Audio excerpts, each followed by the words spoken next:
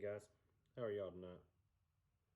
Just wanted to put a little video out here for you. But first of all, I want to say we've had a lot of traffic on the channel, and I greatly appreciate that. And I really appreciate everybody that's subscribed, and hope to keep putting out good content that you guys like. We've had a lot of people watching the channel that aren't subscribed. If you would subscribe, like the videos, that helps YouTube puts them out to more of an audience, and that way we can get the information out to more people. You know, those people that might be interested in the haul and tow, because there's not a lot of information out there about it. So today's video, I want to talk about the requirements to get into haul and tow. You know, there's a lot out there about single pull and what you got to have and all that, but I'm going to go over what you got to have for the haul and tow, and then the flatbed division, which is using a truck and a trailer and hauling multiple units. I'm going to go off what my company requires. I have a feeling a lot of them are about the same, but just make sure if there's a company you have in mind that you're looking to lease onto, that you contact them and see what exactly their requirements are. So starting with the haul and tow truck, you obviously got to have tow mirrors. Then you need a 2-ton or larger truck, and a 2-ton is a 5500 series or larger, or a F550. 350 is a 1-ton. 450, I'm pretty sure, is a 1.5 tons. So you gotta go to the 5500, which is the 2-ton. So so a 2-ton or larger. You gotta have obviously insurance, the 1 million unladen policy, and that's the minimum. And I'm looking at my computer over here. So the truck's got to be registered. If you're buying a larger truck to where your weights are going to be over the 26,000, then you'll have to go with the IFTA and the RP, and the company that I'm leased on with, Horizon. They will actually issue you the plates through Indiana and just take it out of your check. Gotta have a brake controller. Need a printer because you're doing backhauls and things. So, you know, like when you pick up cars and things like that, you gotta be able to print the paperwork out. Fire extinguisher, your triangles, DOT inspection. They like for you to have an easy pass. I didn't want one for a long time, and I ended up getting one, and I actually love it. So now let's get into the deck. The deck has to be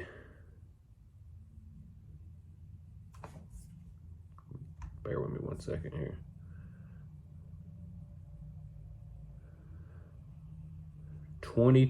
22 foot long is the minimum that your deck can be. But if you have a 25 foot or longer, then you're even better off. Mine's 22 foot, and I wish it was longer.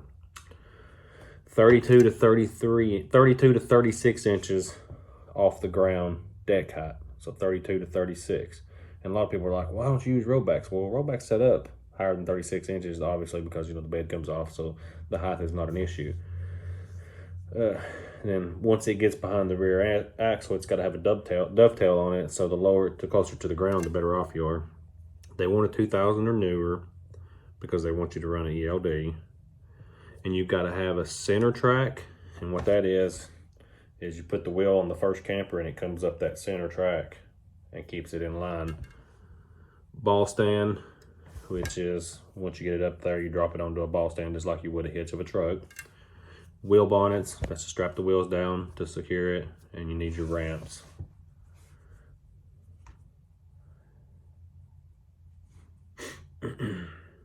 So we were talking about the deck there.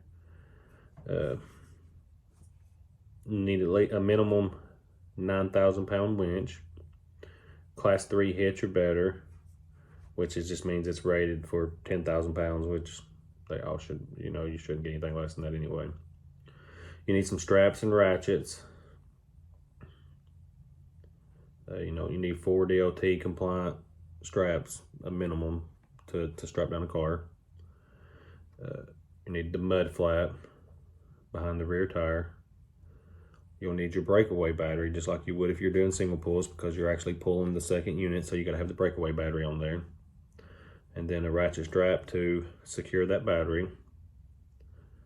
2 6-foot safety chains, and they should have the hooks on each end. And then your torque wrench. And it says some optional equipment they suggest you have is a portable jump box.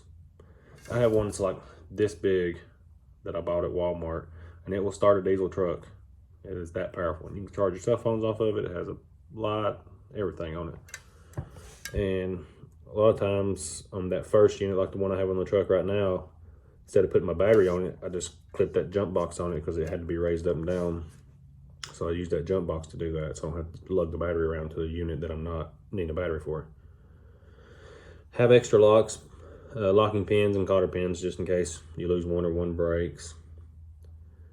They say have some lumber so you can like put under cars if they're missing wheels and things like that, but I just don't have room to have all that. And then some ramp extenders, and I do have ramp extenders.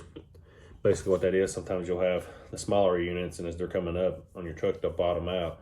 So you need ramps to kind of go from your ramp to the ground to bring that rear end up. And I've used mine a lot more than I thought I would. So that's just a few things that, I mean, it's not a lot. The biggest thing is a 5500 series truck, a 2-ton truck or larger, and then your having your deck set up with the things we talked about: the center rail, the ramps, the winch. You'll need a wheel, and you can get them at Tractor Supply, to take, when you take the foot off the jack, you put that wheel on, and that's what guides it up the center rail. So then their flatbed requirements at Horizon are, is you have a Class A CDL, a clean DOT record, a 1-ton dually or larger, and then a 53-foot flatbed trailer with center rail system, and they recommend the ship sheet trailer. And because they want you to do a bed delete and have it registered as a tractor, so obviously they're going to put IFTA plates on it, and they're going to want you to remove your bed. You can't have a gooseneck trailer to haul campers at Horizon. It's fifth wheel hookups only, and you have to delete the bed for that. That's why I went to Haul and Tail, because I didn't want to delete the bed on my truck and all that.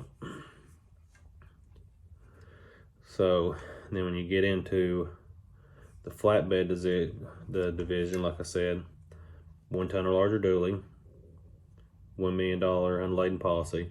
So this is pretty good. If you've already got the dually and you've been doing single pulls, you've got your CDL, then you can jump over to the multi-haul by just getting a trailer. You don't have to go out and buy a haul and tow truck. You got to have your registration and cab card, your printer, mirrors, fire extinguisher, triangles, a fifth wheel hitch. The fifth wheel hitch must be rated for 24,000. Now this is a big difference. On single pull, it's rated for 20,000. Multi-haul, it's got to be rated for 24,000 and must be mounted to the frame with proper mounting hardware. So that's key there. Like mine that I had in my dually, it just dropped in the gooseneck ball. That wouldn't be acceptable for this. It has to be mounted to the frame because you're obviously pulling a trailer with more weight on it. DOT inspection, scale ticket. They want you to have a easy pass. So pretty much just the big differences there is they want you to do a bed delete, 24K, fifth wheel hitch mounted to the frame. On the trailer, it's got to have a DOT inspection. The deck's got to be equipped with a center rail, ramps.